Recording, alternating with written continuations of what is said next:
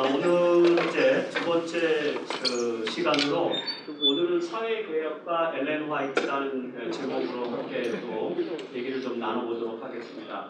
엘렌 화이트이 단순하게 종교 지도자였을 뿐만 아니라 미국 사회 개혁을 위해서 굉장히 헌신적으로 활동하셨던 사회개혁가셨어요. 사회개혁 운동에 적극적으로 동참하셨던 그런 부분이죠. 그래서 이 소셜 리폼 무브먼트라고 하는데 사회개혁 운동에 화이트부인이 왜 이렇게 적극적으로 참여하셨는지, 그리고 어떤 내용으로 참여하셨는지 그런 부분들을 같이 이렇게 살펴보면서 오늘 우리는 21세기 살아가는 재림신도로서 21세기 인류 사회, 이 사회를 위해서 우리가 어떤 노력을, 어떤 역할을 해야 되는지 이런 부분들에 대해서 같이 한번 내용들을 나눠보도록 하겠습니다. 일반적으로 우리 성도님들이 이해하시는 것처럼 성도님들이 재림교회는 사회운동은 다 사회운동이나 사회 변화에는 다소 좀 소홀하지 않느냐 이런 생각들 좀 하시잖아요. 그리고 실제로 우리가 사회 변화를 위해서 얼마나 많이 참여하고 있는가, 능동적으로 참여하고 있는가 이런 것들을 좀 생각해 볼 필요성이 있는데, 사실 화이트부인은 정말 열정적인 사회 개혁가이셨어요.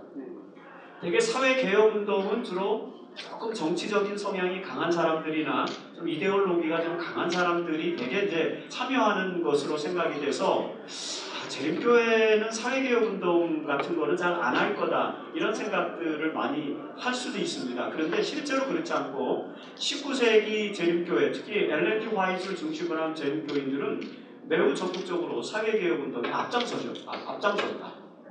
그런 것입니다. 그래서 사회 참여에 굉장히 능동적이었다는 거죠. 따라서 오늘 우리가 정말 화이트부인의 후예이고 그리고 진정한 재림교회 신도들이라면 이 사회의 변화와 개혁을 위해서 노력해야 된다 이런 것입니다. 근데 사실은 한 가지 딜레마는 있어요. 뭐냐면은 종말론 신앙의 깊이 뿌리를 내리고 있는 사람들은 되게 사회 개혁이라든지 사회 변화라든지 이런 것을 네, 괜찮습니다. 처음부터 다시 하면 됩니다. 네, 오늘 사회개혁운동가 엘렌 화이트에 대해서 두 번째 강의를 시작하겠습니다. 네, 전혀 새롭죠? 네, 감사합니다. 자, 한번 생각해 보세요. 내일 지구의 종말이 온다. 그러면 오늘 굳이 내가 사회 변화나 개혁을 위해서 노력할 필요가 있을까요? 네, 내일 종말이 온다면은 열흘 후나 한 달 후에 예수님이 재림하신다. 그러면은 우리 장로님 집사님들은 주로 한 달 동안 뭐 하시겠어요? 기도를 제일 왜요? 회개하는 게 너무 많으니까 목표를 다 정해놓고 이제 전부 다 기도해야 돼요. 그래서 옛날 고대인들은요 세례를 늦게 받았어요. 왜냐하면 세례의 의미가 뭐냐면은 이전에 지은 죄는 한 목에다 해결된다는 걸, 한 목에다 해결되는 걸로 생각을 했어요. 그래서 세례를 가급적이면 늦게 받는 게 그 당시엔 전략이었죠. 네, 그래서 가장 대표적인 인물이 누구냐면 콘스탄티누스 황제예요. 콘스탄티누스 황제가 여러분 313년에 밀비아누스 전투에서 맥센시우스를 이기고 이제 로마의 황제가 되잖아요. 그러면서 이제 기독교를 받아들여요. 거기서 계시를 보잖아요. 예수님의 이름으로 군호를 짜서 전쟁에 나가서 이긴단 말이에요. 그래서 이제 기독교 신앙을 받아들이는데 사실은 콘스탄티누스의 어머니와 여동생이 이미 기독교 신자였어요. 그런 이제 역사적 배경이 있습니다. 근데 그런 콘스탄티누스가 기독교 황제가 되고 기독교를 공인하고 그 다음에 기독교 지도자들, 주교들에게 전부 월급을 주면서 이제 교회를 부흥시켰죠. 그리고 니케아 종교회의 같은 것도 이제 황제가 소집하지 않습니까? 이렇게 정말 기독교를 위해서 헌신 봉사한 콘스탄티누스도 언제 세례를 받냐면 죽기 직전에 죽기 바로 직전에 유세비우스에게 세례를 받습니다.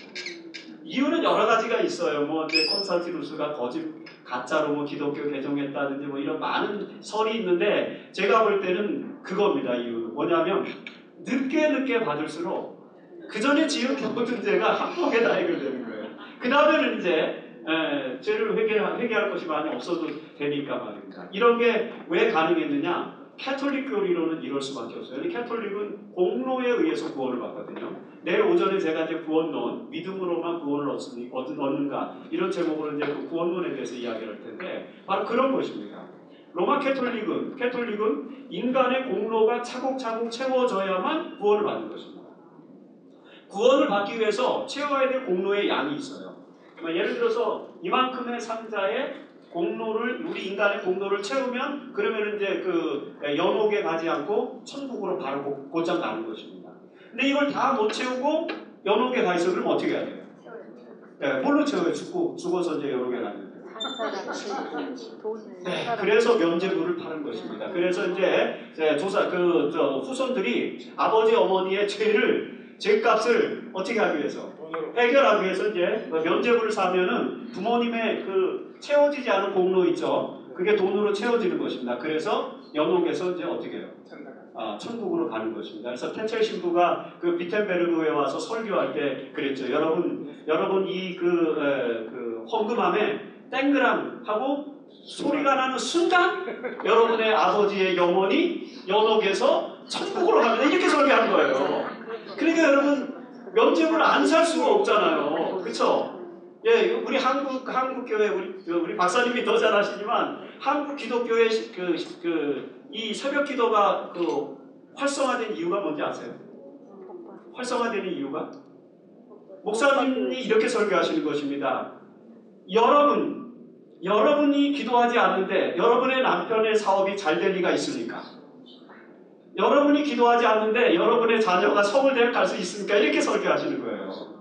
새벽 기도에 나와서 기도하지 않는데 어머니가 그 정도의 신앙적 열성을 보이지 않는데 어떻게 당신의 자녀들이 스카이 대학을 가느냐 이거예요.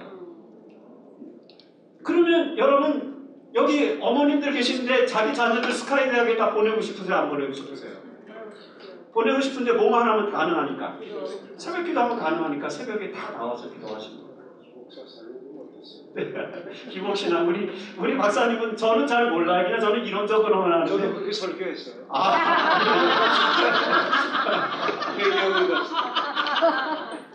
순복음교회 목사들이 더 타고. 네, 순복음교회는 이제 펜타코스탈리즘이라 그래서 오순절주의 운동의 기본 기조가 그것입니다. 하나님의 성령을 받으면은 성령을 받은 사람들은 모든 사람들, 목회자나 장로나 평신도 할 것 없이 성령을 받아서 방언을 하면 신분이 동일해져요. 그래서 이게 이제 전문적인 용어로는 뭐냐면 교회의 민주화를 이룬 게 바로 성령운동입니다. 가난한 사람들, 노숙자들도 뭐를 받아요? 방언을 하면은 그러면 목회자도 방언을 하고 노숙자도 방언을 하니까 그 사람들이 하늘의 신분은 동일한 거죠. 그래서 이 교회 안에 민주화가 이루어진 거죠. 그래서 오순절주의가 사실은 굉장히 중요한 일을 하는 거죠. 그런 면에서는. 근데 이제 그게 기복신앙으로 변화되고 이 세상에서의 구원, 이 세상에서의 축복이 내세에서의 구원과 연결된다고 이렇게 연결시키면서 이제 왜곡되고 변질되면서 자본주의 귀신 보고. 네, 자본주의 기독교화되는 그런 요소들이 있지만 어쨌든 그런 부분들이 있는 것입니다. 그런데 제가 이 얘기를 왜 했죠? 제가 우리 학생들하고 강의하다가 자꾸 이렇게 삼천포에 빠져요. 학생들에게 해주고 싶은 얘기가 너무 많은 거예요. 막 이 얘기 저 얘기 갑자기 막 태철 신부가 나와서 면제부까지 막 나오게 됐는데 그거죠. 한 달 후에 예수님 재림하신다면 나는 뭘 할까? 그렇죠? 근데 여러분 스피노자라고 하는 철학자가 뭐라고 말했어요? 내일 지구의 종말이 온다 할지라도 나는 오늘 왜 하필이면 사과나무예요? 별의별 나무가 다 많은데 왜 스피노자는 하필 사과나무일까요? 혹시 죽지 않은 네? 혹시 죽지 않은 사람이 좀 싸먹으라고. 감사합니다. 예, 원래 이 인류 문화에서 가장 유명한 과일이 사과예요. 여러분 혹시 세계 3대 사과가 뭔지 아십니까? 세계 3대 사과. 아, 예, 뉴턴의 사과. 그리고 또. 제일 먼저 나와야 될 거. 네, 하와의 사과. 아담과 하와의 사과. 뭐 이게 사과인지 아닌지 모르지만 이제 그렇게 알려졌습니다. 에덴 동산의 사과가 첫 번째, 제1 사과. 그 다음에 뉴턴의 사과가 두 번째. 그리고 세 번째는요. 네? 대하차필 사과. 어디요? 제일 맛있어. 제가 모르니까 이거는 참외가 아닙니다. 네? 네. 세 번째는요. 여러분 혹시 아실지 모르겠는데 샤갈의 사과입니다. 네, 샤갈이라고 하는 사람이 주로 정우라를 사과를 많이 그렸어요. 그래서 샤갈의 사과. 또 어떤 사람은 윌리엄 텔의 사과다. 윌리엄 텔 사과 아시죠? 네, 자기 아들 머리에 그 사과 놓고 하서 그게 이제 3대 사과 중에 속하는 거예요. 그게 이제 3대, 4대 이렇게 뭐 어떤 학자는 샤갈의 사과라고 그러고 어떤 사람은 윌리엄 텔의 사과라고 그러고 근데 진짜 전 세계에서 가장 유명한 사과가 20세기에 또 하나 출연했죠. 그렇습니다. 스티브 잡스의 애플입니다. 그래서 5대 사과가 됩니다. 이만큼 인류 문화에서 사과는 굉장히 중요한 것입니다. 사과가. 그래서 스피노자가 뭐라고 말한 거예요? 내일 지구에 종말이 온다 할지라도 나는 사과나무를 심겠다고 그런 얘기를 한 것입니다. 이게 사과라고 하는 문화가 그만큼 중요하기 때문에 그런 건데 이 스피노자의 이야기는 오늘 우리에게 주는 굉장히 중요한 메시지가 있어요. 왜 그러냐면 재림 신도들은 뭐를 기다리는 사람들이에요? 재림을 기다리는 사람이죠. 재림을 기다리는데 어떻게 기다려요? 전심으로 기다리는. 네, 전심으로 기다리는. 그러니까 그 전심으로 기다리는 실제적인 모습은 어떤 것일까요? 예, 제가 아침 예배 넷째 날, 이제 강의 넷째 날 희망의 종말론 얘기할 때 제가 요 말씀을 드릴 거예요. 왜 종말론이 우리가 희망의 종말론으로 가지 못하고 있는가? 그래서 희망의 종말론으로 가기 위해서는 어떻게 해야 되는가? 이제 그런 부분들을 말씀을 드릴 텐데 중요한 건 화이트부인과 그 다음에 화이트부인과 함께 살았던 19세기 재림 신도들은 예수님의 재림을 저희들보다도 더 간절하게 기다렸던 사람들입니다. 그리고 화이트부인의 글 가운데 정말 너무너무 많이 나오는 게 뭐냐면 곧 오신다는 거예요. 곧 오신다는 얘기를 언제까지 했느냐? 1915년 돌아가시기 직전까지 하셨어요. 1915년에 돌아가실 때의 화이트부인의 유언도 그거였어요. 나는 나의 평생에 후회함이 없다. 지금까지 나를 사랑해준 하나님의 사랑에 감사합니다. 그 곧 오실 예수 그리스도에 대한 소망을 안고 나는 하나님 품으로 갈 수 있다. 이런 말씀을 남기실 만큼 정말 예수님의 재림을 간절하게 기다린 분이 바로 엘렌 G. 화이트인데 이 엘렌 G. 화이트이 예수님의 재림을 어떤 방식으로 기다렸을까요? 사과나무를 심는 방법으로 기다렸어요. 그냥 가만히 앉아서 기다린 것이 아닙니다. 어떤 성경만 읽고 기다린 것이 아닙니다. 여러분 한번 생각해 보세요. 1888년에 헨리 블레어가 일요휴업법을 연방법으로 상정을 했어요. 그러면 재림 신도들의 입장에서는 일요휴업령이 통과되는 게 좋아요? 통과되지 않는 게 좋아요?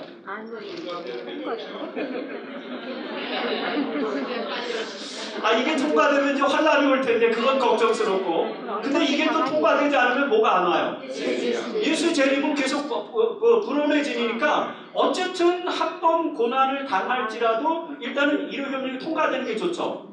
그러면 1888년에 헨리 블레어가 일요휴업법을 상정했을 때 그거에 대해서 재림교인들은 반대를 해야 돼요? 찬성을 해야 돼요? 찬성해야죠. 근데 항상 반대하죠. 왜 대답들을 잘 못하세요? 자신이 있기. 찬성해야죠. 재림을 기다리는 자세. 찬성 반대. 찬성. 다 합의하신 겁니까 이제? 정말 이제 다 동의하신 거죠? 찬성해야 되는데 네. 우리 반대했다고. 네. 이유는 네. 아직도 우리가 준비가 안 돼서. 네. 그 가려뽑은기별에 보면 그렇게 나옵니다. 우리 이제 장로님께서 그 부분을 읽으신 거예요. 이제 그런 부분이 나오고 좀 더 자세한 설명들은 있는데 어쨌든 화이트부인은 뭐라고 말했냐면은 우리가 아직 준비돼야 되고 그 다음에 이 세상이 예수님의 재림을 위해서 아직까지 완전히 준비가 되어 있지 않기 때문에 그걸 위해서는 좀 더 시간이 필요하다. 근데 이게 역설이에요. 왜? 1844년 이후부터 화이트문이 계속 예수님이 곧 오신다 했는데 1888년에는 막상 일요일염령에 대한 이슈가 터지니까 뭐라고 말씀하시는 거예요? 아직은 아니다. 그럼 도대체 언제? 그럼 도대체 언제 오시는가? 이게 굉장히 중요한 화두입니다. 제가 넷째 날 오전 강의에 정확하게 예수님이 언제 재림하시는지 제가 알려드릴 겁니다.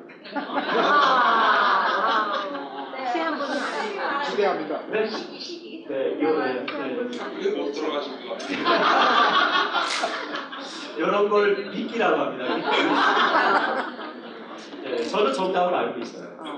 네, 근데 여러분들도 들어보시면은 너무 어이가 없는 정답입니다. 하지만 정답이에요. 어이가 없지만 그게 정답입니다. 그 사실을 제가 언제인지 말씀드릴게요. 정확하게 언제인지 제가 말씀드릴 거예요. 너무 또 심하면 안 되니까 여기까지만 말씀드리고. 제가 죽은 그 다음 날 어떻게? 네? 제가 죽고 나면 그 다음. 제가 말하는 건 주관적 종말이 아니라 객관적 종말을 말합니다. 객관적 종말. 그러니까 모든 사람들에게 일치된 마지막 때 종말. 그걸 말씀드리는 거지. 내가 죽어서 그게 종말이면 그건 나 개인의 종말이니까 뭐라 그래요? 전문 용어로 주관적 종말론이라고 해요. 주관적 종말론을 내가 말씀드리는 게 아니라 객관적 종말의 시점에 대해서 말씀드리려고 하는 것입니다. 하지만 기대는 하지 마세요. 이건 어떤 철학적인 의미에서 제가 설명을 하려고 그러는 거지, 신학적인 의미에서 설명을 하려고 그러는 거지, 무슨 뭐 이렇게 산술적으로 윌리엄 밀러처럼 그런 걸 설명하려고 하는 건 아닙니다. 어쨌든 그런데 바로 그렇게 해서 우리가 재림을 기다리는 사람들이기 때문에 재림을 어떻게 기다려야 되는지에 대해서 이해하려면은 엘렌 G 화이트 여사의 삶을 잘 알아야 돼요. 그분의 삶이 사회개혁을 통해서 재림을 기다렸다는 것입니다. 먼저 여기 그 마태복음 21장 12절 16절에 보면 이런 말씀이 있는데 여러분 잘 아는 말씀입니다. 예수님이 예루살렘 성전에 가셨는데 제사장들이 뭘 하고 있었어요? 장사를 하고 있었어요.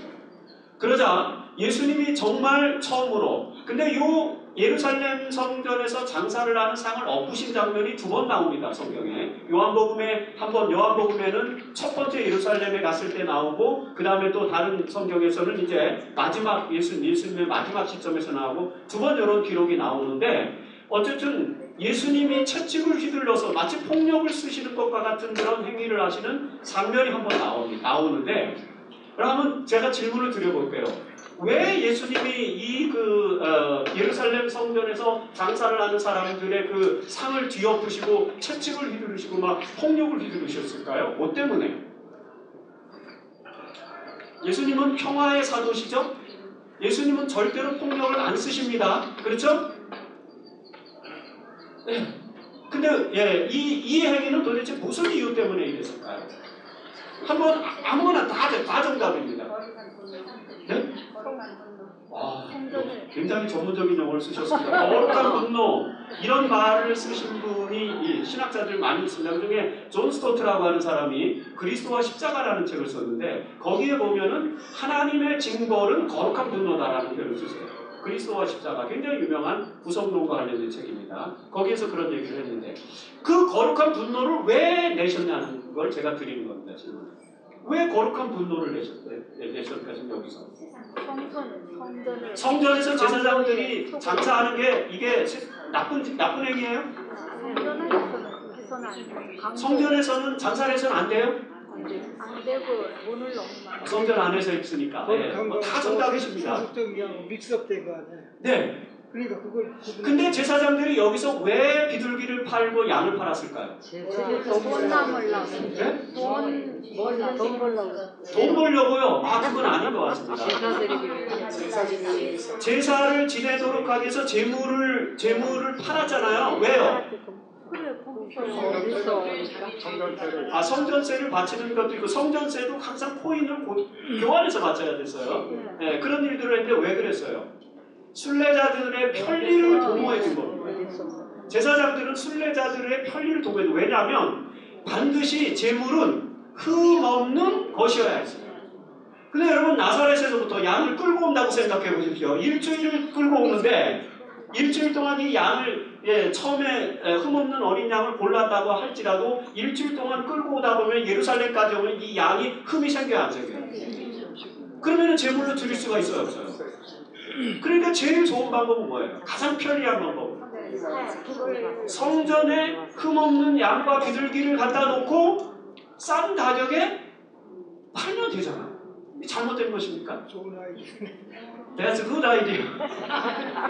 제사장들이 처음부터 나쁜 사람들이 아니에요. 제사장들도 나름대로 누구를 위해서? 이게 하나의 제사를 드리는 하나의 방법, 그리고 제사 제도를 활성화시키는 또 하나의 방법이었잖아요. 우리가 교회에서 왜 안식일날 음식합니까? 요리 왜 합니까? 예, 구약 성경에 보면은 안식일날 하지 말라고 명령한 규례는 딱 4개밖에 없어요. 그 중에 하나가 음식하지 말라는 거거든요. 여러분들이 알고 있는 수많은 그 하지 말라는 조항은 사실 성경에는 나오잖아요. 성경에는 그걸 통틀어서 딱 한 개 나오는데 그게 뭐냐면 아무 일도 하지 말라 그거예요. 근데 거기서 말하는 아무 일, 멜라카가 뭐냐? 요건 제가 5째 날 희망의 안식일 거기서 제가 강의를 해드릴 겁니다. 그 멜라카가 도대체 뭐냐? 이걸 따져야 되는데 정말 여러분 진짜 우리가 상식적으로 생각할 때 제사장들이 그렇게 나쁜 짓을 한 것 같진 않아요. 제가 볼 때는. 나름대로 제사제도의 편리를 위해서 그 일을 했는데 근데 왜 예수님이 상을 얻으십니까? 근데 의도는 그런 의도로 시작했지만 이제 커미션 받고 돈도 벌고 그러다가 보니까 그렇죠. 이제 그런 평가들도 있습니다. 성전의 본래 기능은 그 하나님의 기도하는 힘으로서의 역할을 해야 되는데 그것이 상적인 그 일들이 일어나니까 본래 의미가 퇴색돼서. 감사합니다. 지금 여기 보면은 예수님이 뭐라고 꾸짖으세요? 내 집은 만민이 기도하는 집이라. 이사야서를 이용해서 이 성전은 만민이 기도하는 집인데 너희가 강도의 구려를 만들었다 이렇게 말하잖아요. 기도하는 집이라는 겁니다. 근데 중요한 건 뭐냐면 그냥 기도하는 집이 아니에요. 만민이 기도하는 집이라는 게 이 성경에서의 플로입니다. 무슨 말일까요? 만민이 기도하는 집이라는. 거기서는 이방인들은 못 들어. 근데 만민이 기도하는 집인데. 기도하는 집인데 못 들어오게 했으니까. 왜? 이방인들은 경계를 했잖아요. 못 들어오게. 이방인들은 예루살렘 성전에 못 들어온다. 맞습니까? 감사합니다. 성전 제도를 하나님이 만드실 때 하나님이 이렇게 만드셨어요. 제사장이 들어갈 수 있는 곳, 대제사장이 들어갈 수 있는 곳, 일반 유대인이 들어갈 수 있는 곳, 여자들이 들어갈 수 있는 곳도 있었어요. 감사하죠? 예, 남자들만 들어갔는데 여자들은 못 들어가게 했단 말입니다. 근데 여자들이 들어갈 수 있는 곳도 만들어 놓으셨고 하나님은. 그리고 이방인의 뜰도 만드셔서 만민이 기도하는 집을 만드신 게 성전 제도였어요. 그런데 유대인들 제사장들이 이방인의 뜰에다가 뭘 차려놓은 거예요? 이방인의 뜰에다가 상점을 차려놓고 왜요? 사실은 거기서 매점매석을 하고 뭐 물건을 팔아서 돈을 벌고 이런 목적도 나중에는 생겼겠지만 원래 이방인의 뜰에다가 자판을 깔아놓은 이유는 이방인들은 들어오지 않아요. 이해가시죠? 왜 예수님의 채찍을 휘둘렀는지 이해가십니까? 다른 이유로 하신 게 아니에요. 이방인들까지 와서 기도하도록 만들어진 만민이 기도하는 집을 누가 독점하는 것입니까? 유대인들이 독점하는 거예요. 독점에 대한 하나님의 심판인 것입니다.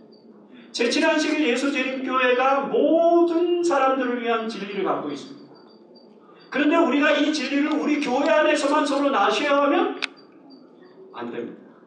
우리가 가지고 있는 진리는 모든 만민에게, 모든 인류에게 공유돼요. 쉐어돼요. 그렇기 때문에 제7안식일 예수재림교인들이 가지고 있는 이 세천사의 기별, 이 진리를 우리는 우리만 가지고 있지 않고 이거를 가지고 적극적으로 사회에 나가서 많은 사람들을 구원하는 일에 써야 되는데 그렇게 쓰지 않으면 어떻게 되는 거예요? 이런 상황입니다. 여러분, 엘렌 지 화이트 여사가 사회개혁에 앞장섰던 이유는 당연한 것입니다. 우리의 기별은 모든 사람들을 구원하는 기별, 만인을 위한 기별이죠. 그렇죠? 근데 대개 우리의 기별은 어디에만 머물러 있어요? 네, 저도 보니까 제가 삼육대학에 살고 있지 않습니까? 너무너무 좋아요. 은혜스럽고 항상 문제도 없고 고요하고 평화롭고 조금만 시내를 나가면 막 숨이 막혀요. 저도 요즘 촌놈이 돼가지고 지하철을 타려고 그러면 좀 어색해요. 한 번은 제가 지하철 타러 나갔는데 지하철 카드가 없는 거예요. 그 교통카드가 있었는데 신용카드에 이제 교통카드가 같이 붙어 있잖아요. 그런데 이 신용카드에 교통기능이 죽어가지고 암만 눌러도 안 찍히는 것입니다. 그래서 제가 혹시 몰라서 이 휴대폰에다가도 또 여기다가도 깔아놨어요. 제가 그 교통카드 기능이 되는 걸 깔아놨는데 요거를 또 됐는데 요것도 또 안 돼요. 근데 저는 뭐 다른 분들은 마찬가지지만 현금을 안 갖고 다니거든요. 현금을 안 갖고 다니는데 이것도 안 되고 그 다음에 신용카드, 교통카드도 안 되니까 이 전철을 탈 수가 없는 거예요. 갑자기 막 당황스러워가지고 얼굴에서 땀이 나기 시작하면서 이거 어떻게 하지? 내가 빨리 그 회의에 모임에 가야 되는데 시간은 없고 돈은 없고 막 정말 당황스럽더라고요. 카드를 가지고 거기 ATM 가서 돈을 찾아다가 쓰면 되는데 그 생각이 안 나는 거예요. 그만큼 삼육동이 좋은 곳이에요. 전혀 움직이지 않아도 저희 사택이 또 삼육동 후문에 있기 때문에 후문서 걸어서 5분 거리니까 걸어 다니고 뭐 이렇게 차 타고 다니고 그 안에서만 사니까 이게 다른 사람들의 삶의 모습을 잘 모르게 되는 거죠. 그러면서 사회를 구원하기 위해서 활동을 해야 되는데 사회가 어떤지 알지 못하니까 사회를 구원하기 위한 스트래티지가 안 나오는 게 전략이. 그런 부분들이 이제 제가 겪는 그런 경험인데 아마 우리 제7한식 예수재림교회들이 비슷한 경험들을 겪고 있지 않나 그런 생각을 좀 해보게 됩니다. 그래서 이 말씀의 교훈과 더불어서 우리가 사회개혁에 대해서 어떤 의지를 가져야 되는지 한번 좀 생각을 해봐야 되겠다 그런 겁니다. 여기 한 몇 명쯤 모였을까요? 제가 처음에 말씀드린 것처럼 약 한 4,000명 모여있는 그런 천막 집회인데 화이트인이 얼마나 유명한 그 사회개혁가이면서 강사였냐면은 1876년에 글로브랜드에서 집회가 한번 있었어요. 글로브랜드 집회에서 절제 강연, 건강개혁과 관련된 이제 절제에 대한 강연을 했는데 그때 참석자가 22,000명이었어요. 화이트인이 몇 명 앞에서? 22,000명 앞에서 강연을 한 유명한 강연사였어요.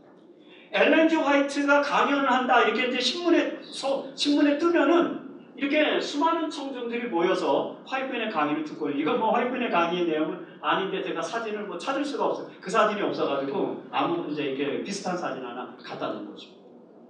그럼 대단한 개혁가였고 그 다음에 절제운동가로 이름을 날렸는데 혹시 사회학이나 여성학을 하신 우리 장로님이나 집사님이 계시다면은 혹시 프랜시스 윌라드라고 하는 사람의 이름을 들어보셨을까요? 프랜시스 윌라드 미국 사람들은 다 압니다. 저희는 이제 내셔널리티가 미국에 사셔도 내셔널리티가 이제 한국이었기 때문에 잘 모를 수 있는데 프랜시스 윌라드는 누구냐면 19세기 미국의 가장 유명한 여성 개혁가예요. 가장 유명한 여성 운동가고 여성 기독교 연맹을 한 10몇 년 동안 회장을 역임한 미국에서 가장 유명한 여성 운동가이면서 여성 개혁가 이름이 누구냐면 프랜시스 윌라드라고 하는 사람인데 그 여자인데 그 프랜시스 윌라드와 엘렌 G 화이트이 같이 함께 이런 절제 집회를 하고 사업들을 했어요. 그리고 화이트인은 프랜시스 윌라드가 진행하고 있는 그런 여성 운동에 그 운동에 모든 재림 신도들이 적극적으로 참여하라고 이렇게 권장을 해서 수천 명의 재림교인들이 그 프랜시스 윌라드의 운동에 가담을 합니다. 회원입니다.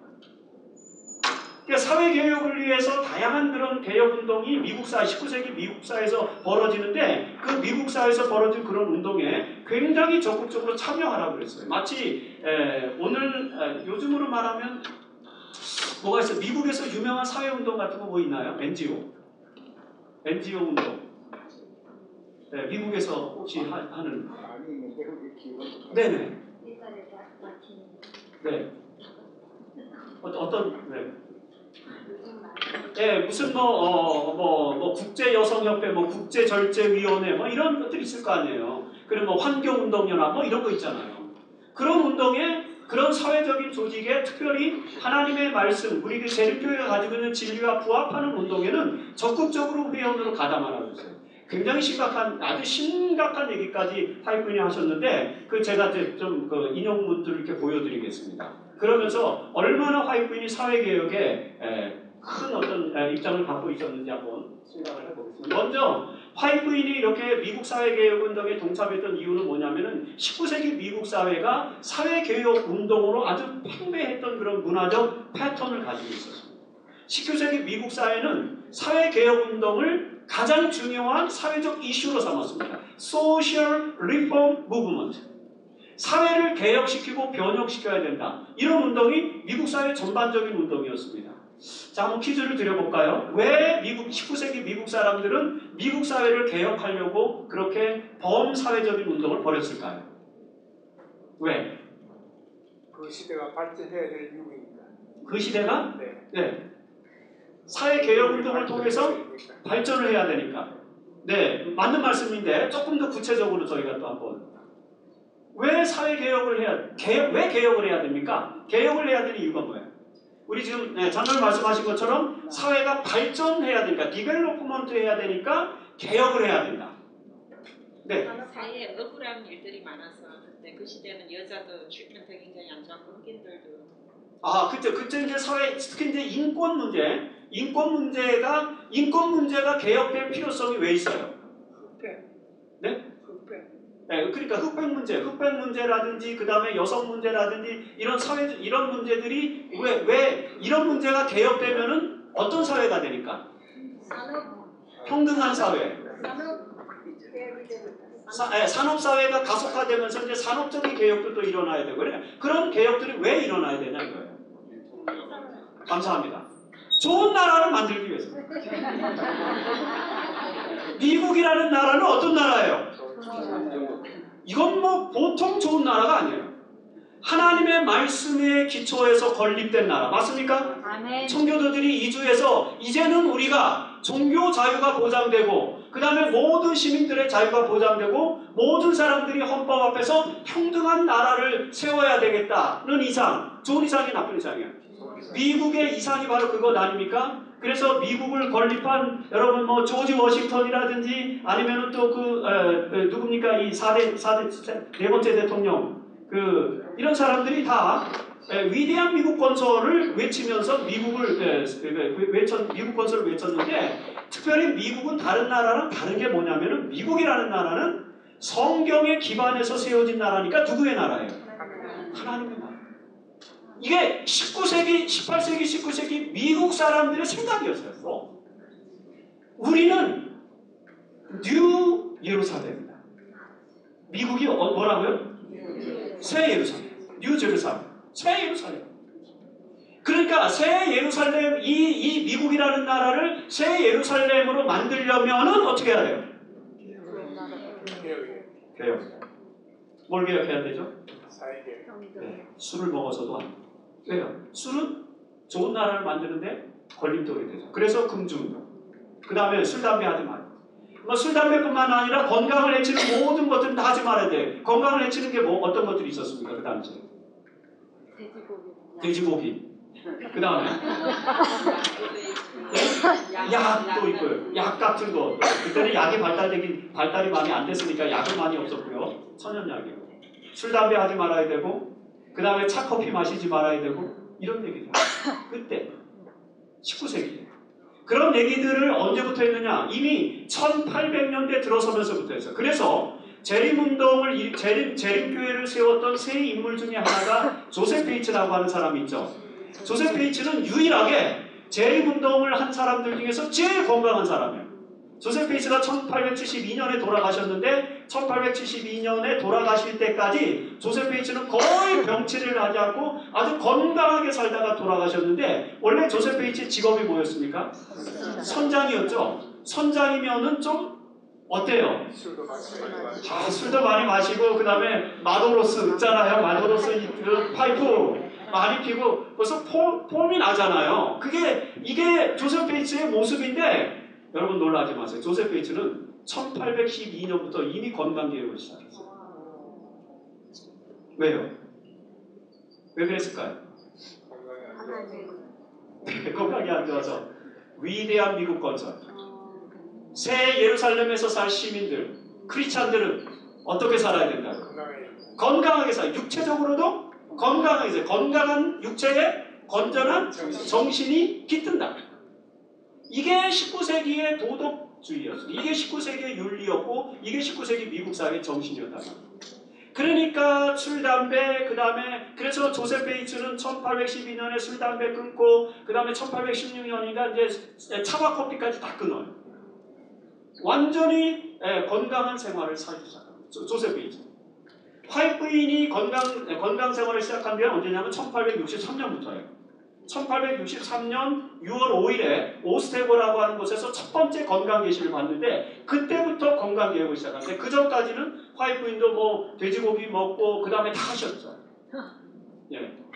이게 제가 이런 말씀드리는 이유는 뭐냐면은 19세기 미국 사회의 전반적인 그 분위기는 뭐였다? 개혁, 사회개혁 운동의 분위기. 그 사회개혁의 요소가 이런 것입니다. 예를 들어서 생활양식의 개혁인데 절제운동, 건강개혁운동, 채식주의운동, 의복개혁운동 이런 것들을 라이먼 비처라든지 실베스터 그레이엄, 러셀 클랄 같은 사람들이 이런 건강운동을 벌였어요. 왜 건강해야 돼요? 네, 건강한 정신과 건전한 영을 가져야 되기 때문에 육체적으로도 건강해야 된다는 사실. 그래서 건강을 중심으로 한 개혁운동을 철저하게 특별히 1830년대에 실베스터 그레이엄이 그레이엄 저널이라는 저널을 만들었는데 그 저널에 보면은 뉴스타트 건강 원리가 다 나옵니다. 뉴스타트 건강 원리를 화이트는 언제 기록하셨는데? 1863년 이후에 기록하셨지만 이미 1830년대에 그레이엄 저널에 보면은 뉴스타트 건강 원리가 다 나옵니다. 이게 미국 사회의 보편적인 정신이었어요. 보편적인 정신. 그 다음에 사회구조개혁운동, 노예제도 폐지운동, 인종평등운동, 여성참정권운동 같은 것들은 이제 게리슨, 대표적인 이제 그 노예제도 폐지운동을 벌였던 윌리엄 로이드 게리슨 있잖아요. 미국 사회의 아주 유명한 사회개혁가고, 그 다음에 아까 제가 말씀드린 프랜시스 윌라드, 여성참정권운동, 이런 운동들을 벌였어요. 그러면서 이들이 위대한 미국 건설. 그리고 이 사람들은 우리 화이트인이나 우리 재림교인들은 정말로니 전천년주의자들이에요. 그렇죠? 전천년주의 그러니까 좀 이상한 말이 잘 안 돼갖고 요즘 저희가 번역을 다 바꿔서 어떻게 하냐면 천년전 재림주의 그렇게 말해요. 천년전 재림주의. 예수님의 재림이 언제 있다는 거예요? 쉽죠. 전천년설, 후천년설 그러면 다 헷갈려요. 뭐가 어디가 먼저인지 잘 몰라요. 그래서 천년전 재림주의, 천년 후 재림주의 이렇게 하면은 쉬워요. 이제 재림이 언제 오는 거예요? 천년전 재림주의는? 천년 뒤 전에 먼저 재림이 오고 천년 후 재림주의는? 천년이 먼저 오고 그 다음에 천년 후에 재림이 오는데 당시에 미국 사람들은 다 천년 후 재림주의자들이었어요. 먼저 뭐가 오고? 먼저 천년왕국이 오고 천년왕국은 어떤 나라예요? 하나님이 다스리는 하나님의 나라가 먼저 오는 거예요. 몇 년 동안? 1000년 동안. 그러니까 그 천년왕국이 이제는 와야 되는데 그 천년왕국이 언제 와요? 그 천년왕국이 오는 시점을 미국의 그 다음에 유럽의 신학자들이 다 연구를 했는데 그때가 언제냐면 1843년이에요. 윌리엄 밀러가 1843년 10월 20일 예수님 재림한다고 예언을 해석했잖아요. 2300주야 해가지고 1843년에 2300주야가 끝난다라고 예언을 해석했죠. 그거는 밀러가 독창적으로 해석한 게 아니에요. 모든 그 당시에 약 한 60여 명의 신학자들의 저술에 보면은 1843년에서 1847년 사이에 역사의 종말이 온다라 이 2300주야가 끝난다는 사실을 이미 굉장히 많은 학자들이 다 연구를 해놨어요. 윌리엄 밀러는 그 결과를 가지고 이때가 예수의 재림했다라고 해석한 것입니다. 그러니까 윌리엄 밀러는 천년전 재림주의를 주장합니다. 다른 사람들은 다 뭘 주장하는 거예요? 천년 후 재림주의를 주장하는 거예요. 어쨌든 천년 후 재림주의의 요건은 뭐냐면은 예수님이 재림하려면 먼저 뭐가 이루어져야 돼요? 천년왕국이 이루어져야 돼요. 천년왕국은 어떤 세계예요? 건강하고 행복하고 평등하고 노예가 있으면 돼야 안 돼요. 그러니까 이 천년왕국을 세우려면 빨리 뭘 없애야 돼요? 노예제도를 없애야 돼요. 여성이 투표를 해야 돼요? 안 해야 돼요? 천년왕국에서는. 근데 여성이 투표를 할 수 있어 없어 미국에서? 못하니까 계속 여러분 근데 19세기에 이 참정권은 결국엔 통과되지 못해. 20세기는 넘어. 이렇게 열심히 노력했는데 그만큼 인간의 이 인권에 대한 운동이 굉장히 오랜 세월을 두고 이루어진 것인데 어쨌든 여기에서 포인트는 뭐냐면은 천년왕국이 먼저 와야만 예수를 재림한다고 생각했던 미국 사람들은 미국을 천년왕국으로 만들기 위해서 뭘 한 거예요? 개혁. 근데 이제 우리는 이런 생각을 해야죠. 그러면은 천년주의자들은 천년전 재림주의자들은 구태여 사회개혁 운동을 할 필요가 없지 않느냐? 왜? 우리는 뭐가 먼저 오는 거니까.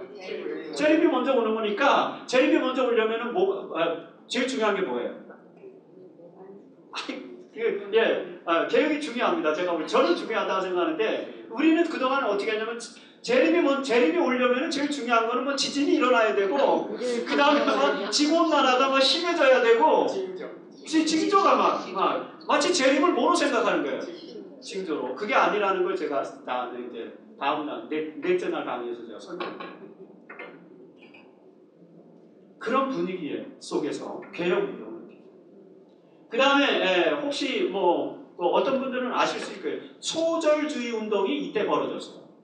랄프 월도 에머슨이라든지 그 다음에 헨리 데이비스 소로우라든지 이런 사람들이 이제 등장을 해갖고 초절주의 운동을 벌였는데 초절주의 운동이라는 건 뭘 말하냐면 인간의 이성으로 초월성을 추구하는 거예요. 그래서 자연주의로 돌아가고 도덕개혁 운동을 하고 이런 운동을 벌이는 그런 이제 문화운동, 사상운동이 있었는데 그 사상운동이 다 이 19세기에 일어났는데 바로 이런 사람들이 도덕적 자기개혁 운동을 벌였어요.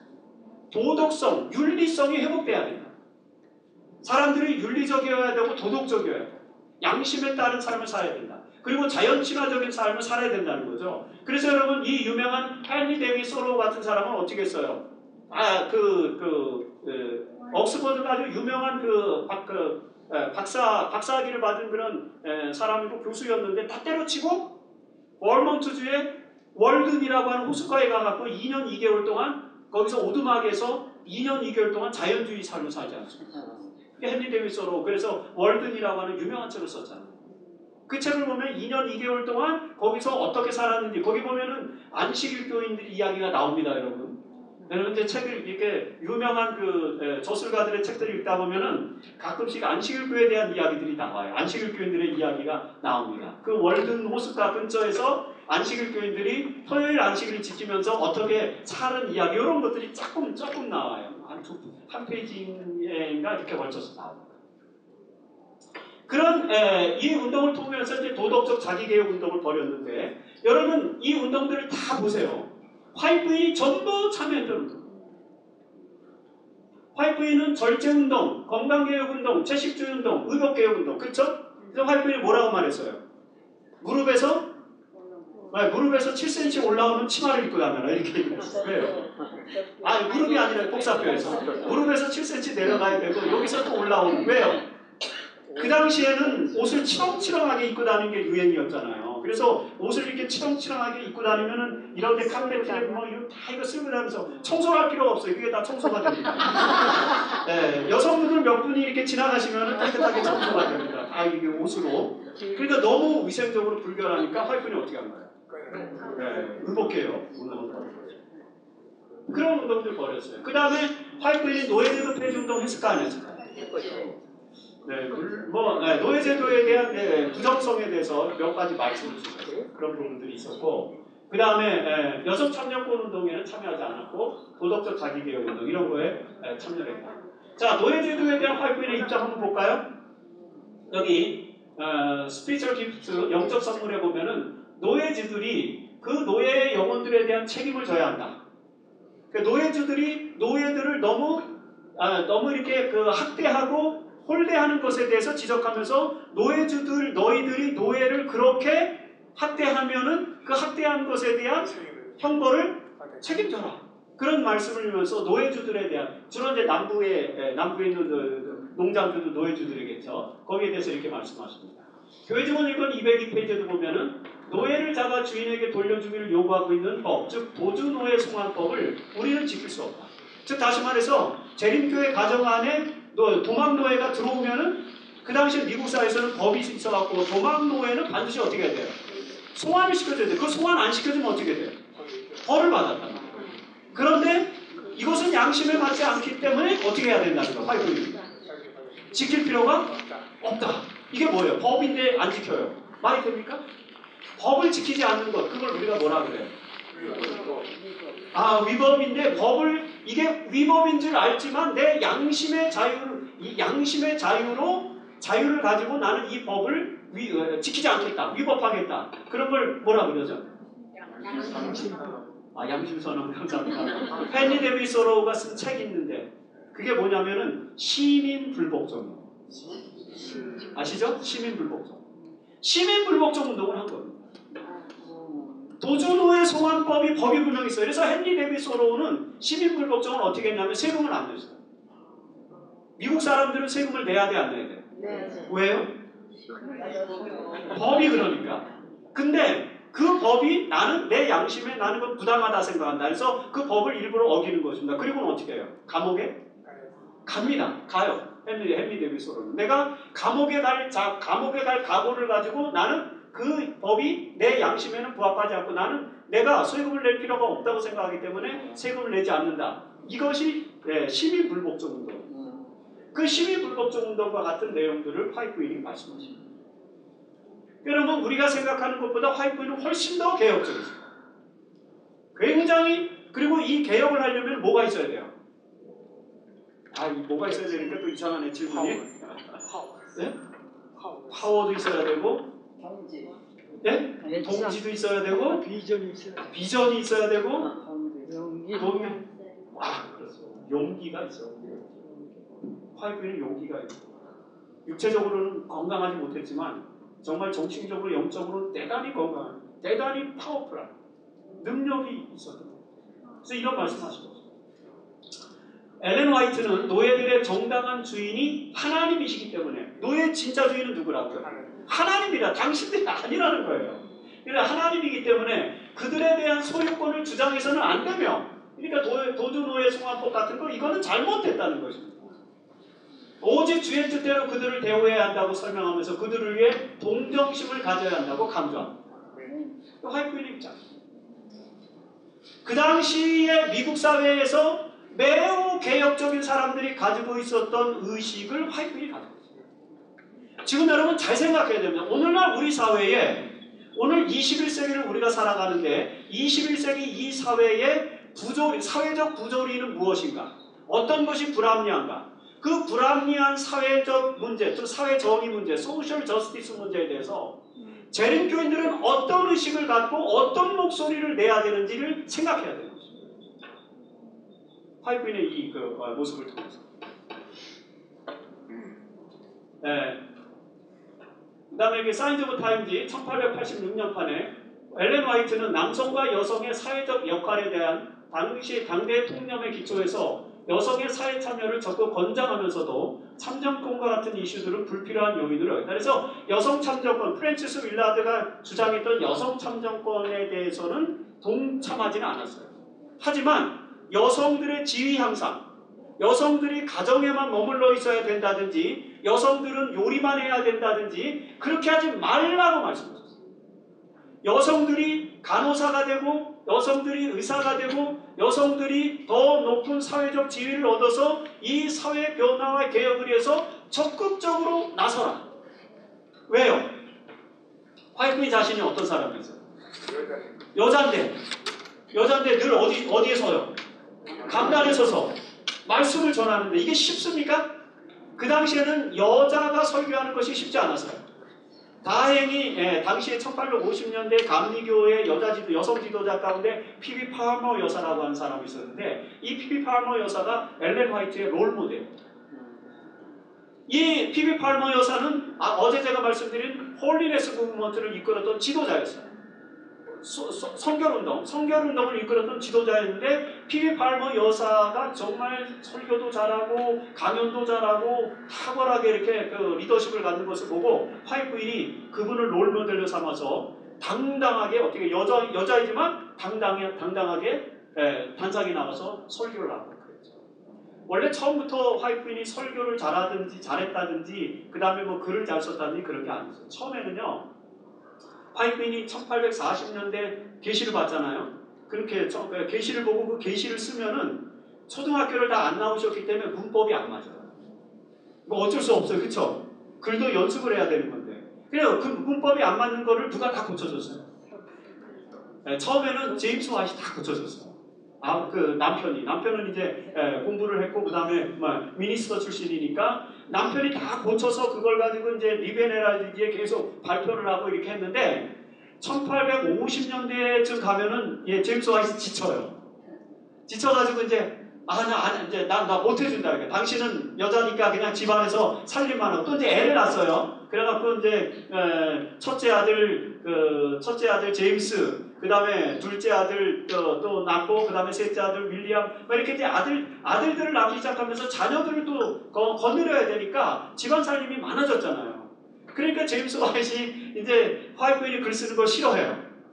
네, 글을 쓰면 자꾸 시간을 어디다 소모해서 해야 되니까. 이 정도였어요.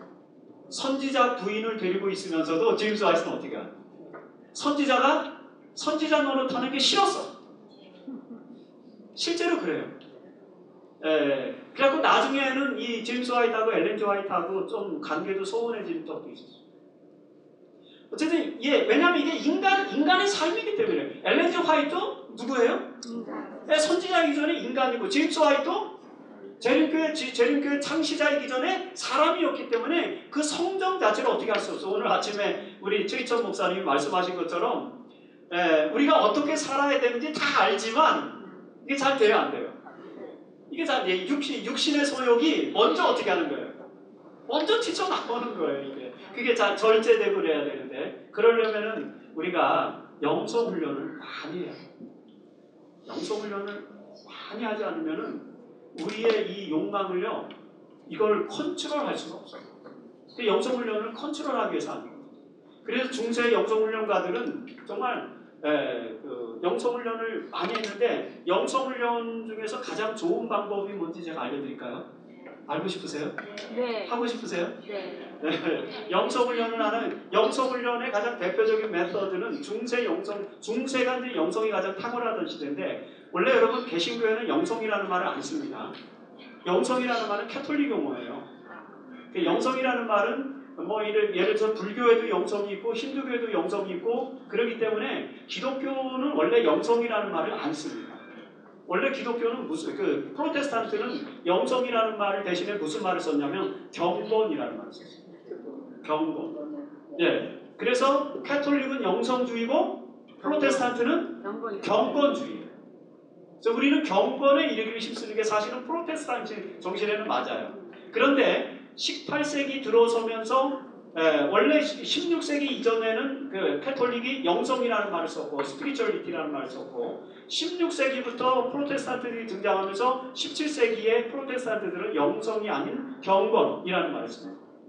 경건. 그런데 18세기 들어서면서는 영성과 경건이 다시 혼동되면서 개신교 안에서도 이제 영성과 경건을 혼동했었습니다. 그래서 우리 화요일에 글에도 보면은 영성과 경건이 다 기록되어 있어요.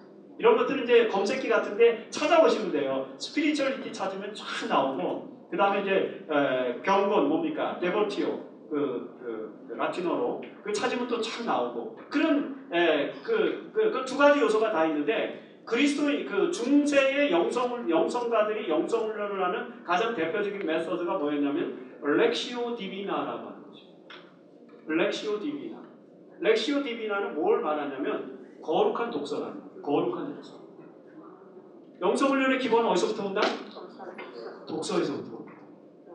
책을 읽고 말씀을 읽고 성경을 읽고 그 다음에 좋은 말씀을 읽고, 그래서 그 당시에 영성훈련을 끌고 가기 위해서 토마스 캠피스 같은 사람이 그리스도를 본받아 이런 책을 쓴 거예요. 그런 책들이 다 렉시오 디비나의 교과서였습니다. 그래서 이제 성경이라든지 이런 좋은 명상서적에 글을 한 구절 읽고 머릿속에 읽고 그 다음에 그 말씀을 묵상하는 거예요. 그러니까 재림교인들은 영성훈련하기에 매우 좋은 그런 영적인 풍토를 갖고 있는데, 왜 그러냐면 우리는 아침마다 성경 말씀과 예언의 시를 읽고 그 말씀을 어떻게 하면 되는 거예요? 예, 그걸 계속해서 명상합니다. 그게 가장 좋은 영성을. 중세는 다 그걸로 렉시오 디비나 한 거죠. 그래서 우리도 그런 걸 하면은 영성이 풍부해질 수 있습니다. 그래서 이제 이 여성들이 당시에는 사회 참여할 기회가 적었고 남자의 역할과 여자의 역할이 분명히 나눠져 있는데 그 상황에서 화이트부인은 여성이 과감하게 어떻게 하라? 사회에 진출하라는 그런 말씀을 나누죠. 본인 스스로가 아주 유명한 강연사로서도 활동을 하고 사회개혁가로서 당당히 활동을 했기 때문에 그런 일이 가능했던 것입니다. 그래서 그녀는 가정성에 기초한 여성의 역할이라는 당시의 관념을 강조하면서도 그것을 넘어서 여성들의 공적인 사회 참여를 강조하였고 여성들에게 관리자, 매니저가 되라는 거예요. 안식일학교 교사.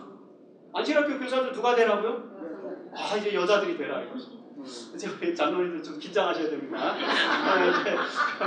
우리 집사님들이 나도 화이트부인이 말이야 안식일학교 교사가 되라 그랬는데 나 좀 교사 좀 시켜줘 이렇게 하면 시켜주셔야 돼요 장로님들.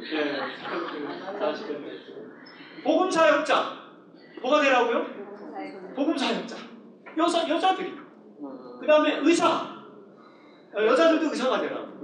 교사와 같이 주어지는 어떤 직분이라도 맡으라. 19세기에 여러분 1880년대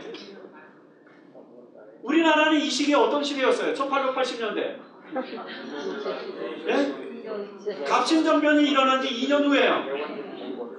아직까지 개혁이고 뭐고 전혀 이루어져 가보개혁은 일어나지도 않았어요. 가보개혁은 1894년에 일어났는데 1894년 가보개혁이 일어나자 비로소 신분 이렇게 상처 자르고 그런 일들이 시작된 게 1894년이에요. 근데 1886년에 이미 벌써 화이트부인은 어떻게 해요?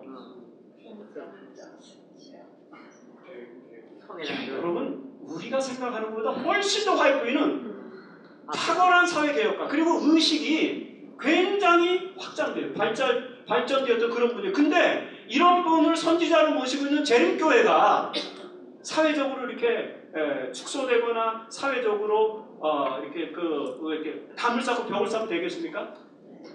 제가 어제 말씀드렸지만 성을 쌓는 자 망하고 길을 내는 자 흥하는 것입니다. 재림교회는 뭐를 해야 돼요? 왜요?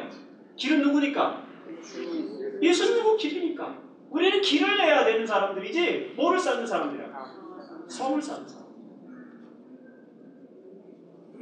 화이트부인은 그런 일들을 이렇게 하셨습니다.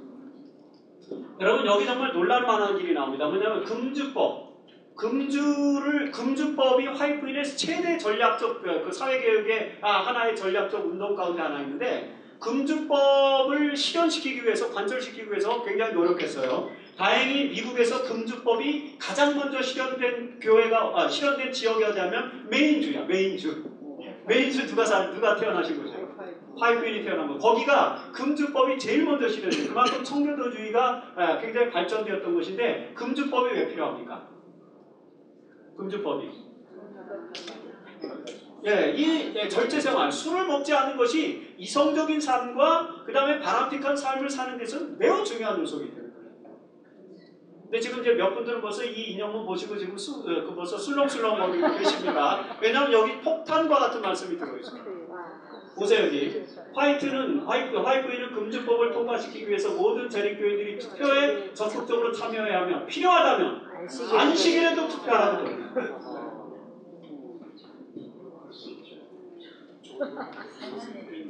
네.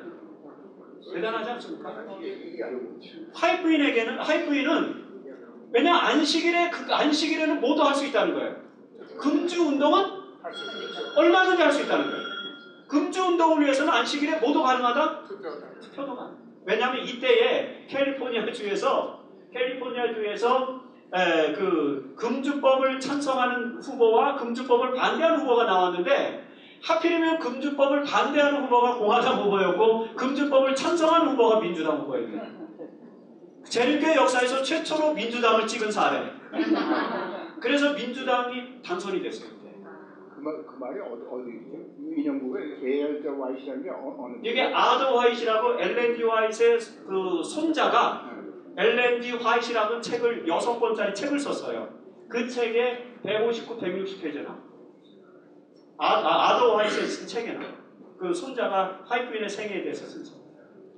그리고 이 아더 화이트 화이트빈의 생애를 전부 다 정리를 해놨는데 그 책에 보면 정말 굉장히 많은 그 내용들이 풍성하게 들어있어요. 목사님, 저 네. 안식일에도 투표하라고 그러면은 우리가 그러면 그 투표하는 거에 대해서는 우리가 안식일을 갖다가 정하는 건 아닌가요? 아무거나 하는 게 아니고 아니 물론 네. 법이 있지만은 예, 금주법을 실현하기 위해서 금주법을 통과시키기 위한 운동은 안식일에도 가능하다. 우리가 안식일에 뭣도 할 수 있죠? 예를 들어서 이웃 사람을 사회봉사를 할 수 있어요? 이웃을 도와줄 수 있어요? 노숙자들을 이렇게 도와줄 수 있어요? 음식을 만들어다 갖다 줄 수 있어요? 금주법을 금주법을 찬성할 수 있어요? 그런 이야기. 그러니까 이건 일반 투표가 아니고 네. 금주법과 어떤 특정한 그렇지. 이슈에 대해서만 그렇습니다. 뭐 대통령 선거하는데 그렇습니다. 하는 게 아니고 맞습니다. 그거 아니지. 네. 그러니까 이 안식일만큼 중요하다는 거죠. 그런 거예요. 제가 이제 안식일을 어떻게 지켜야 되는지, 안식일을 뭐는 해도 되고 뭐는 하지 말아야 되고 이런 규례 있잖아요. 그런 것들이 어디서부터 왔고 어떤 배경이고 그것을 우리가 어떻게 해석해야 되는지는 5번째 오전 강의에서 제가 분명히 말씀을 드릴 겁니다. 그때. 네, 5번째 오전 강의. 그때가 희망의 안식일이에요. 희망의 안식일. 네, 우리가 어떤 애티튜드를 가지고 안식일을 지키고 있는지, 예수님은 어떤 애티튜드를 안식일에 요구하셨는지 제가 설명드릴게요. 네. 예, 확실히 말씀드리겠습니다. 네.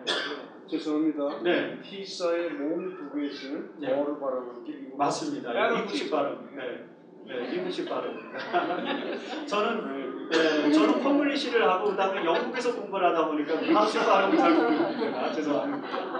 그래서 이런 얘기. 그래서 뿐만 아니라 이 운동을 진두지휘한 프란치스 윌라드 활동을 지속적으로 지원함으로써 사회개혁 운동을 추구했다. 왜 제가 자꾸 프란치스 윌라드 이야기를 하냐면 프란치스 윌라드는 19세기 미국 사회의 진보주의 운동의 거두예요. 페미니즘 아시죠? 페미니즘. 페미니즘의 거두가 프란치스 윌라드. 근데 그래갖고 이 사람이 하는 금주법 운동에 많은 재림교인을 가졌어요. 일요일교법 반대운동. 엘렌 화이트는 이 문제를 대쟁투한 가정으로 여기고 종교 자유를 수호하기 위한 적극적인 노력을 강조했다. 다가오는 위험의 징후가 나타날 때 일어나 행동하는 것이 우리의 의무이다라고 말씀드립니다. 이런 기조는 1882년 캘리포니아 주의의 선거에서부터 나타났다. 이 선거에서 재림교인들은 일요일법에 반대하는 민주당 후보들을 적극 지지하여 당선시킴으로써 그 주에서 일요일법의 폐지를 이끌었다. 또 여기서 보면 민주당 후보들을 또 지지합니다. 일요일법을 반대합니다. 그 중에서 일요일법의 폐지를 이끌어내었다. 다수가 우리를 저버릴 때 진리와 정의를 수호하는 편에 서는 것이 필요하다. 여러분, 재림교회가 정치 참여를 했을까요? 안 했을까요? 재림교인들은 정치 참여를 하면 됩니까? 안 됩니까?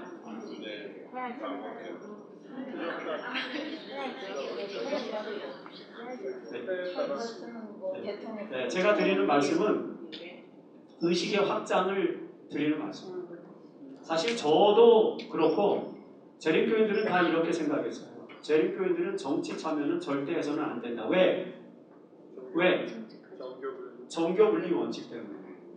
그런데 제가 이제 역사신학을 공부를 했거든요. 제가 교회사를 전공해서 교회사를 가르칩니다. 역사신학을 토대로 해서 제가 도대체 정교분리가 뭔지를 신학적으로 연구를 해봤어요. 정교분리 운동이 언제부터 나오냐면 16세기에 나옵니다. 16세기 네덜란드에서 라이덴이라고 하는 지방에서 그 아나바프티스트 운동이 벌어집니다. 제세례파. 아나바프티스트 운동이 벌어지는데 그 제세례파 운동의 운동 중에 한 일환으로 메노 시몬스라고 하는 사람이 등장하는데 그 메노 시몬스가 그 아나바프티스트 운동을 벌였어요. 그 사람의 후예들이 메노나이트입니다. 그럼 메노나이트 아시죠? 우리 미국에 메노나이트가 많이 있어요. 한국에는 몇 명 없습니다. 근데 미국에는 아미시 공동체, 그 다음에 메노나이트 공동체, 후톤파 공동체 이런 몇몇 공동체가 있는데 그런 공동체들이 다 다 제세례파 후예들. 제세례파. 종교개혁의 또 한 그룹입니다. 그런데 그 메노나이트를 창시한 메노 시몬스가 종교 분리를 강조했는데 그 종교 분리의 정신은 뭐냐면요. 국교주의를 반대하는 것입니다. 종교가 뭐가 돼서는 안 된다? 왜요? 로마 캐톨릭은 국교죠. 영국 성공회는 영국 국교에도 국교죠. 루터란은요. 네, 루터란은 독일의 국교 같은 그런 성격을 갖고 있어요. 그래서 칼뱅주의는요. 제네바 시공국의 국교처럼 자리 잡고 있어요. 쯔빙글리의 종교개혁 운동은 쯔빙글리는 취리, 스위스의 취리 지역의 취리 지방의 또 국교처럼 행사를 하고 다 이런 식으로 최초의 종교개혁 운동들이 한 지역의 시공국 또는 한 나라의 국교의 역할을 했어요. 그래서 제후가 내가 만일에 루터란이면은 그 제후 밑에 있는 모든 시민들은 다 루터란이 돼야 돼요. 그 다음에 그 제후가 캐톨릭이면 그 모든 시민은 다 캐톨릭이 돼야 돼. 캐톨릭이 싫으면 어떻게 해야 돼? 루터란이 있는 제후가 있는 지역으로 이사를 도망을 가면 돼. 그럼 루터란이 되는 거예요. 그게 16세기의 배경입니다. 그러니까 여전히 프로테스탄트가 나왔어도 여전히 뭐를 하는 거예요? 국교가 되는 거예요. 그런데 네덜란드는 자유국가였고 네덜란드에 있을 때 제세례파는 국가가 따로 없었어요. 그리고는 국가로부터 도움을 받지 못하고 제후들로부터 도움을 받지 못해서 독립을 했거든요. 그러다 보니까 국교주의자들과 대립이 되면은 제세례파들은 피해를 받아요. 그렇기 때문에 제세례파가 내세운 정책이 뭐예요? 정교 분리다. 정치와 종교는 분리를 해야 된다. 그래서 종교가 뭐가 되면 안 된다. 그게 정교 분리입니다. 예를 들어서 우리가 1호 휴업법이 정치적으로 벌어지고 있으면 어떻게 해야 돼요? 정치 참여를 해야 되는 것입니다. 그게 정교분리가 정교분리에 의뢰되는 게 아니에요. 정교분리란 뭘 말하는 거고? 국교주의를 말하는 거예요. 제가 연구해보니까 그렇다는 거죠. 그런데 이제 우리가 오해를 많이 했어요. 왜? 한국에서 많은 개신교의 특히 이제 그 장로교, 예장 합동 같은 그런 이제 그 주류 메이저 교파에서 한국 기독교 장로회, 그러니까 이제 한신대를 중심으로 하는 이제 기장 쪽에서 사회 참여 운동을 많이 하고 그러니까 그거를 배격하기 위해서 종교 분리를 앞세워갖고 종교는 정치에 참여해서는 안 된다. 이런 논리를 만들었어요. 그러다 보니까 마치 종교 분리는 전혀 뭘 해서는 안 되는 것처럼. 정치에 참여해서는 안 되는 것처럼. 근데 여호와의 증인은 어떻습니까? 시민불복종하죠. 영장이 나오면 어떻게 해요? 군대 가야 안 가요? 안 갑니다. 거부합니다. 법을 거부하는 거예요. 그리고는 바로 어디로 가요? 경찰로 갑니다. 그런 게 일종의 뭐예요? 양심적 병역법 운동인데 그 양심적 병역법부가 대표적인 시민불복종 운동. 재림교인들도 어떻게 해요? 군대는 가기는 가되 우리는 뭐니까? 비무장 전투원이니까 non-combatant이니까 우리는 총을 잡지 않겠다. 그리고 우리는 안식일을 지키겠다. 이게 non-combatant인데 이것도 하나의 UN 인권위원회가 정한 하나의 정당한 권리입니다. 그래서 모든 나라 시민들은 양심적 병역 거부와 집총 거부를 양심적으로 보호받아야 될 권리를 가지고 있습니다. 그게 UN 인권위원회의 권리예요. 그래서 UN 인권위원회에서 엠네스티에서 계속 한국 정부에다가 한국 정부 당신들 양심적 병역 거부 인정하고 그 다음에 집총 거부 인정하라고 계속 냈습니다. 그런데도 아직까지 한국에서는 이런 일들이 실현되지 않고 있습니다. 북한과의 대치관계 이런 것 때문에 좀 그런 거죠. 그러면 이런 문제에 대해서 우리가 어떻게 해야 돼요? 안식일교회 지도자들 이런 문제에 대해서 어떻게 해야 돼요? 정부를 상대로 해서.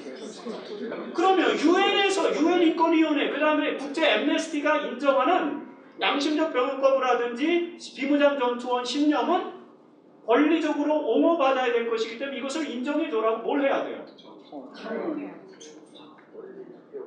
그런 게 정치 참여입니다. 종교 분리하고는 다른데요. 죄송합니다. 제가 조금 평소에 생각하신 것보다 좀 다른 말씀을 드렸지만 저희는 이제 저도 이제 50대가 돼가지고 신세대라고 말할 수는 없지만 또 우리 집사님 장로님 앞에서는 제가 신세대일 수 있으니까 저희가 신세대다 보니까 저희가 읽는 책들이 좀 더 우리 선생님들이 읽는 책하고는 좀 많이 다릅니다. 저희는 정보가 더 많더라고요.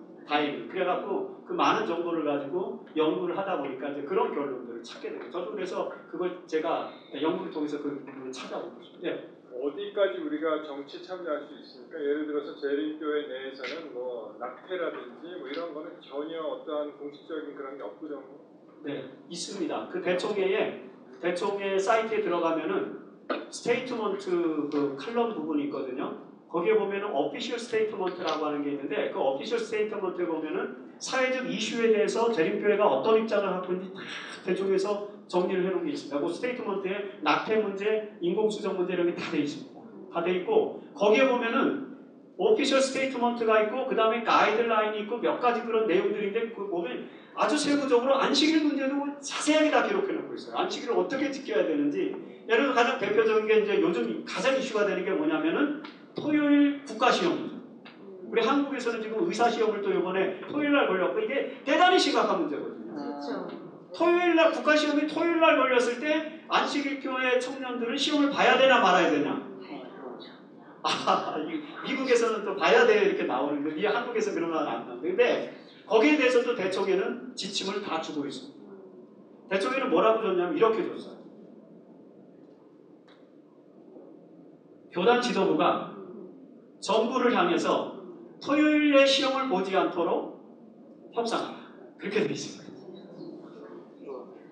협상에 응해주지 않을 때는 어떡하냐?